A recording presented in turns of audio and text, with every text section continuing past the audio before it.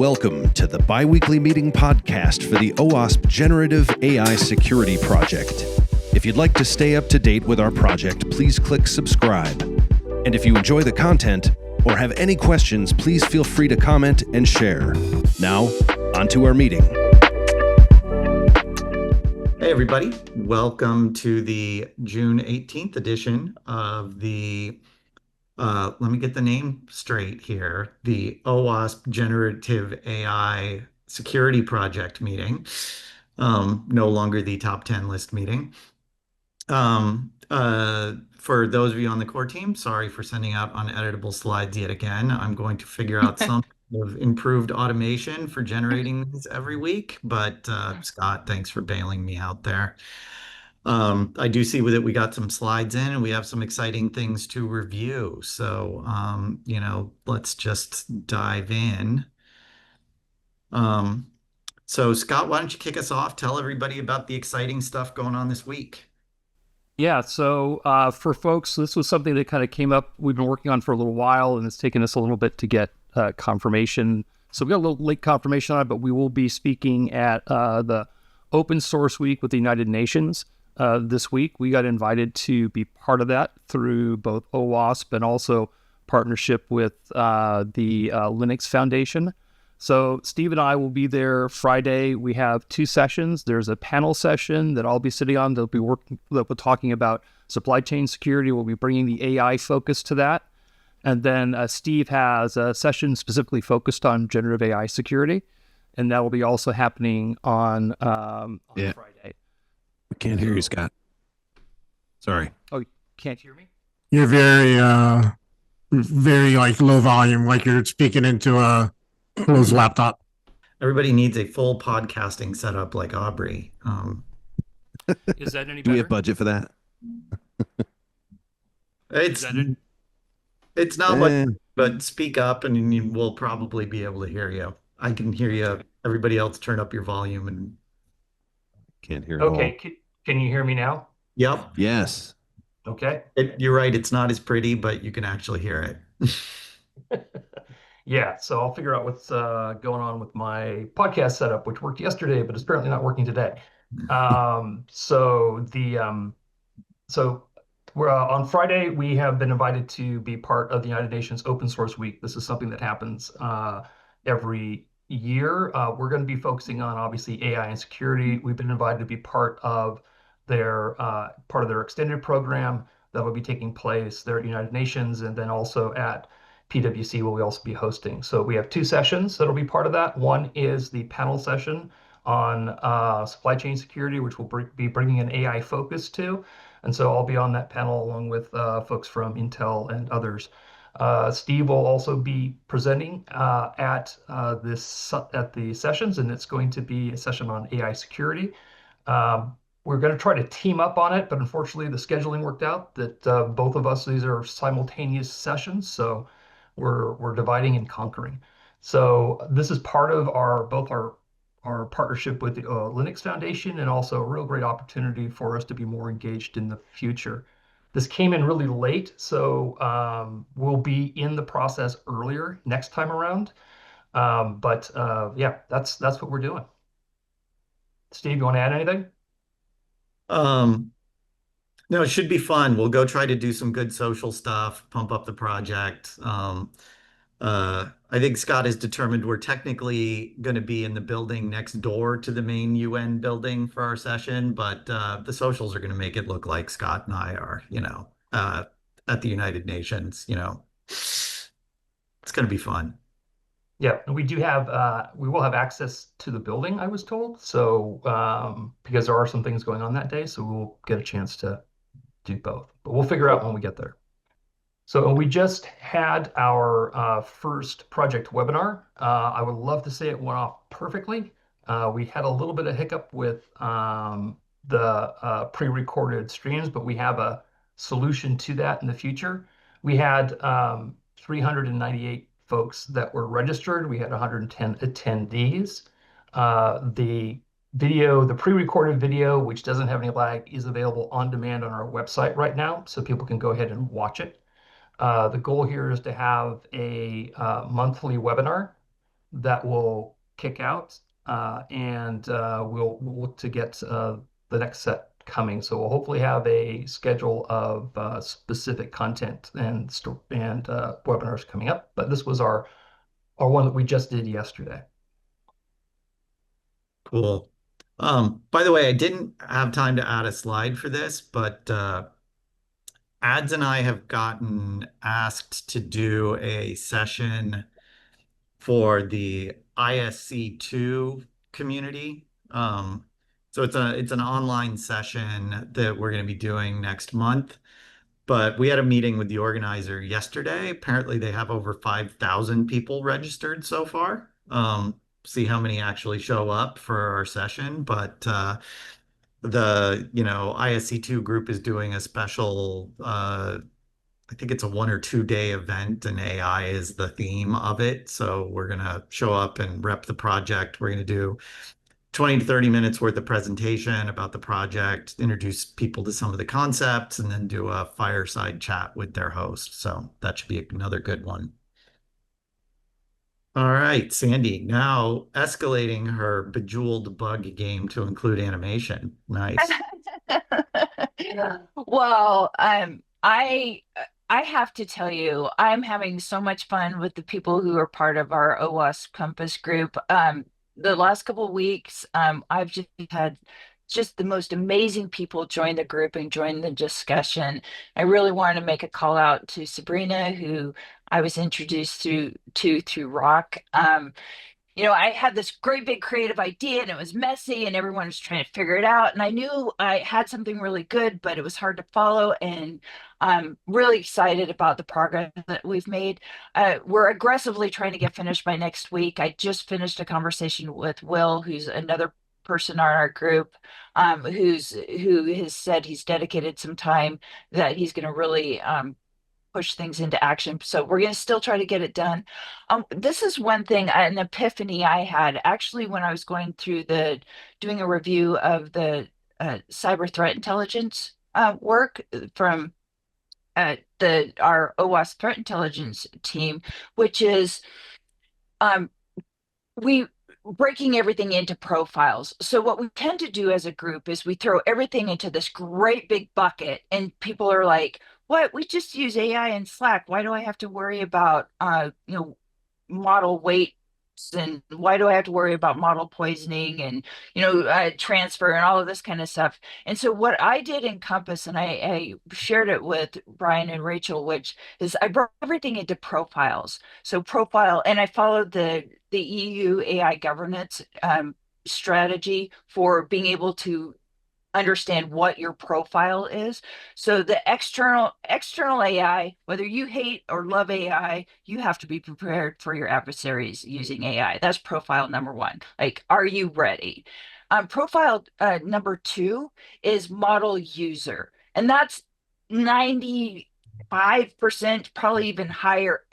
Most everyone, whether you're using in Slack, whether even I looked at the EU definition, even if you fine tune a model, they still consider you a model user. So that's most organizations will fall primarily into those two profiles.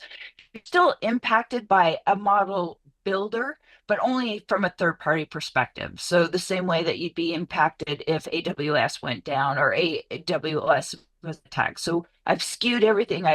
We've organized everything. So we're explaining things from those three profile perspectives, and I think it will really help people simplify and be able to prioritize better. So Awesome. please come join us. It's starting to really, some ideas. Will had some great ideas. I'm really excited. All right, is this Rachel? Brian? Yeah, I'm good. I guess Rachel talked about the exploit gen initiative at the beginning of the meeting, so I'll fill in on the AI incident response guide. So I did distribute it to the core team for review. I posted the link in the Slack. So core team, please have a look at it if possible. I realize it's about 70 pages. I'd like to turn it around in about a week. So if you need more time, let me know. No worries. I will say we're also open to additional reviewers. It's a big document, which hopefully will have a large impact. So want to get as many eyes on it as possible. So if you're on the call and you're not on the core team or in the Slack channel for Team LLM AI CTI, let me know and I can arrange a copy for you to review. Next meeting for this kind of deliverable is going to be next week on the 26th at 2 p.m. Eastern. This is going to be kind of a wrap up, lessons learned. What do we want to do next year for the updated version? What sorts of changes we can make? And so I was going to say something quickly, Sandy, that I was going to say is I know that you've been making some of those worksheets as part of the Compass project, and I was, that are relevant, let's say, to AI incident response. And I was curious if you think it would be a good idea to perhaps potentially include them in the guide as an appendix, and if there are any additional ones that would make sense to put in there, right? Just as a quick resource. Yeah, I'll connect with you. I just published those as Sandy Dunn. Oh, okay. Sorry, sorry. I thought they were part of the Compass. I was confused. Yeah, sorry. No worries. But yeah, anything I do is always, if I publish it, you're welcome to it. So Yeah, thank you. So Brian, we got a few minutes. You want to give us in a nutshell, kind of what are the conclusions out of this next phase of the project? What are you learning? For the incident response guide? Yeah, or yeah, whichever of them you want to talk about. Yeah, I'm happy to talk about the incident response guide. I think we have some additional thoughts for the exploit gen initiative, which Rachel, if you want to bring up, happy to.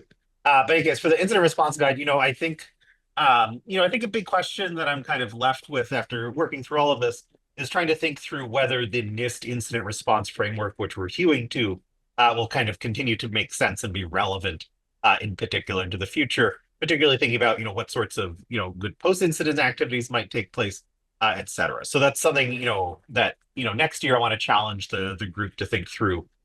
Do we need to come up with a new kind of framework, right? That might be different.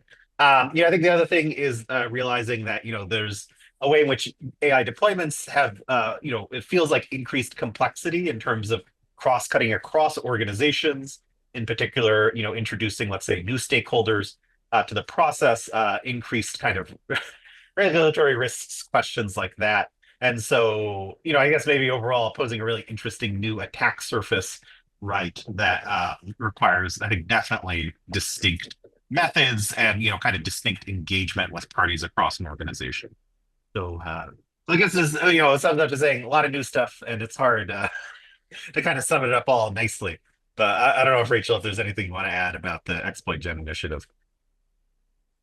Yeah, I guess I can just kind of speak to what the thoughts from the team have been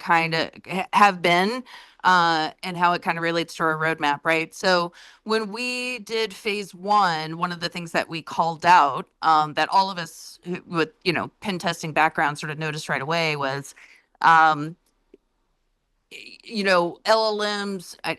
now almost a year and a half ago when we started this, really struggled with sort of chain of thought processing, right? And a lot of offensive security, a lot of exploitation work requires a kind of chain of thought, right? And so one of the sort of shorthands that we came up with was, if you have 80% knowledge of what you're trying to do, you can get about 20% uplift from AI, right? So like if you say to ChatGPT at the time, write me a script for Kerber roasting, you're going to hit its security guardrails really fast, right? It's going to say, I can't do that. But if you say, give me a PowerShell script so that I can enumerate all the service principal names in my organization, it'll do that. And then you say, help me determine which of these service principal names may be authenticating with a deprecated encryption, right? And so I'm just describing to you Kerber roasting, but you could get a successful Kerber roasting script that way out of most LLMs. But you kind of already needed to know a lot about what you're trying to accomplish to get that.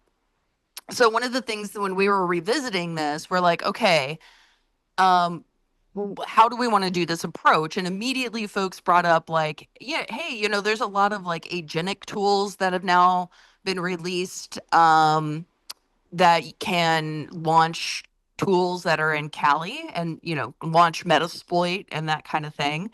And, with all offensive security tools, whether it be, Metasploit or any of the other sort of offensive security stuff out there, for testing it very quickly, gets in the hands of threat actors. And so, the agentic development, and also since that first phase, we've seen a lot of development in chain of thought reasoning in LLMs generally. So the way the thought process that we kind of came to was, we were really hoping ultimately to speak to how has artificial intelligence and its common accessibility changed the threat landscape that we're operating in, right? We're trying to see this through like a cyber threat intelligence lens. A threat actor to be able to successfully use an LLM to get uplift for their attacks. What are the knowledge, resources, capabilities that actor would have to get that uplift, and how much uplift are they really getting, right? And that's a very like cyber threat intelligence lens to talk about these things in.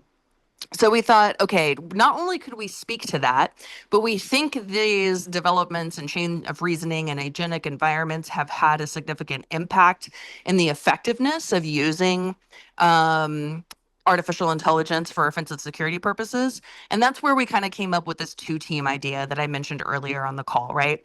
So classic team, classic Pepsi, classic team is going to use an LLM but use like chain of reasoning, more advanced LLMs in the Cybench framework, very similar to how we did in phase 1, to really see, is there a significant performance impact and improvement that we're seeing through the chain of reasoning development. And then agentic team, the other team, is really going to be focused on these framework developments using AI in an agentic manner, and to be able to speak to not just that cyber threat intelligence lens that I talked about with the threat actors, but also our observations on how much that has changed the effectiveness since we did phase 1 and started this research over a year ago. So I don't know, hopefully that was helpful. Hopefully that's interesting, but that's where we are. It's fascinating. And, a couple things I'm curious about, I would love to see us delve into a bit. One of the things I tell everybody, whether it's true or not, is that, the guardrails thing is kind of expired since DeepSeek and things like that. It would be really interesting to see, if you unleash DeepSeek on some of these things, is it meaningfully easier than trying to use one of the American models, which might be guardrailed in various ways, and is that a major difference? And Well, then, and like do anything models were really common before DeepSeek. DeepSeek is just the one that people are like more aware of now. yeah, But yeah, we I mean, just generally speaking, when you and this is the way the Sidebench framework works, it really handholds and walks through the LLM step by step. When you do that, you don't tend to run into guardrails. I don't believe in phase 1 we using the Sidebench tool that we ever ran into a guardrail. Interesting. You're only going to run into and this is part of why we kind of said it's kind of an 80-20 thing. Like if you don't know anything about what you're doing and you're like, give me a script that'll enumerate the computer for privilege escalation, like it's going to tell you no. But the thing is, there's already plenty of tools already created for that, right? So like we think there's been, probably a little bit of capability uplift from like the chain of reasoning pieces of it, but I still have to go to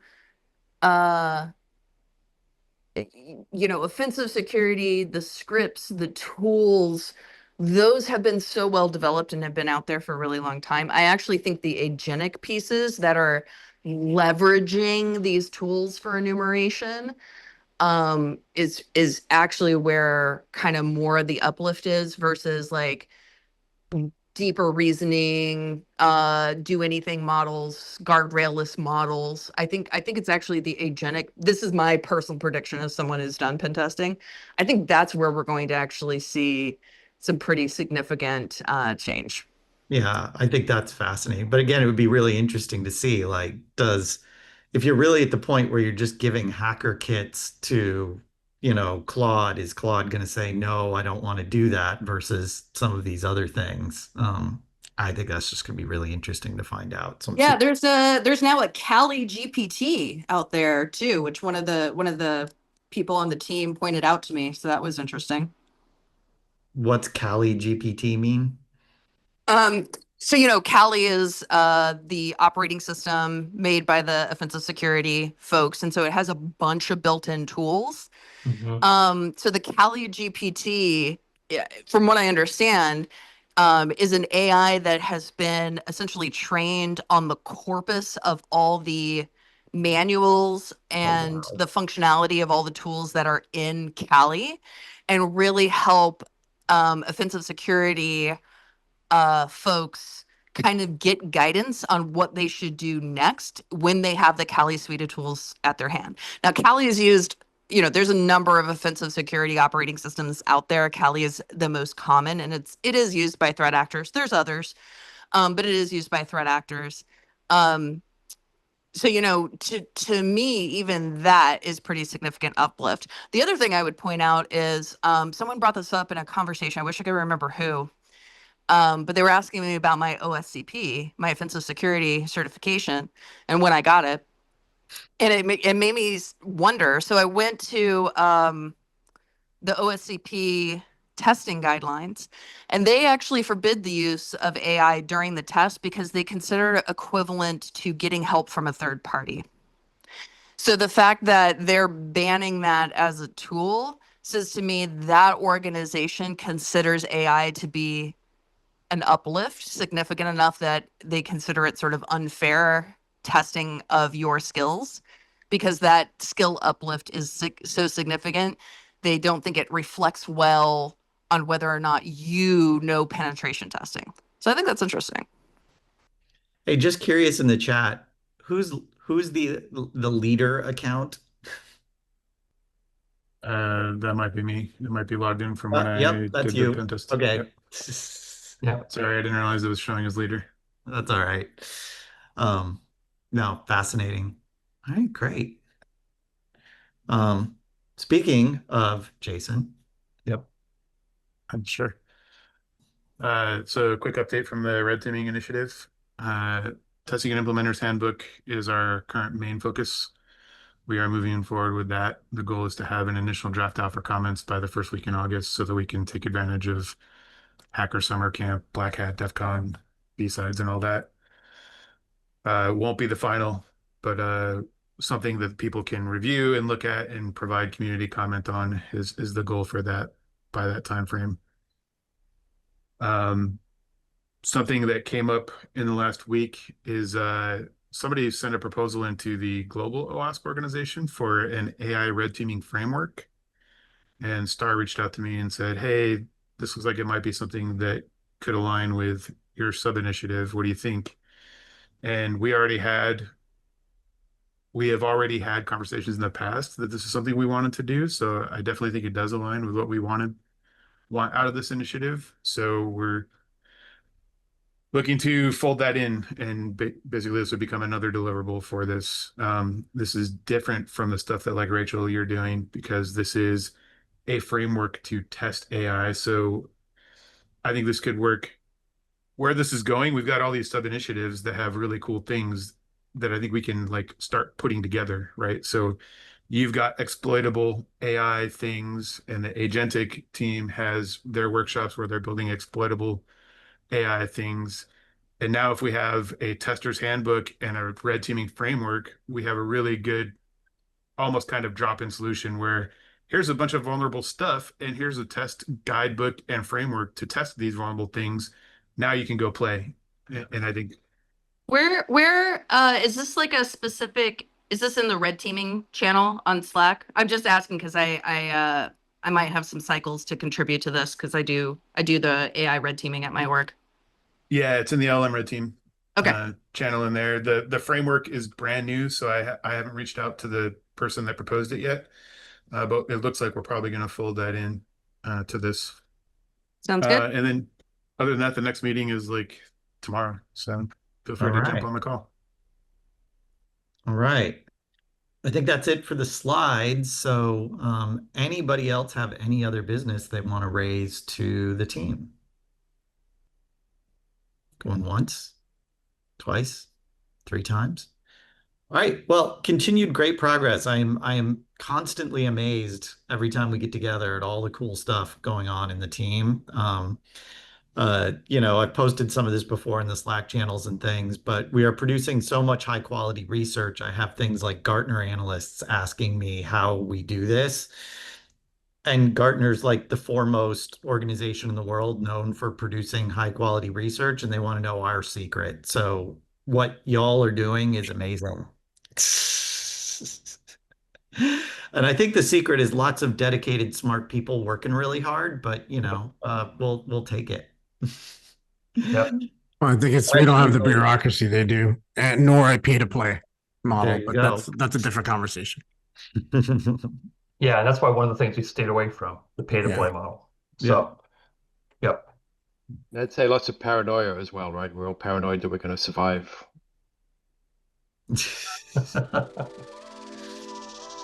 All right, everybody. We'll see you next time. Thanks for checking out our bi-weekly meeting podcast. If you'd like to stay up to date on all the latest news for the OWASP Generative AI Security Project, please click subscribe. And of course, we'd appreciate it if you'd share with a friend to grow our community. We'll see you in 2 weeks.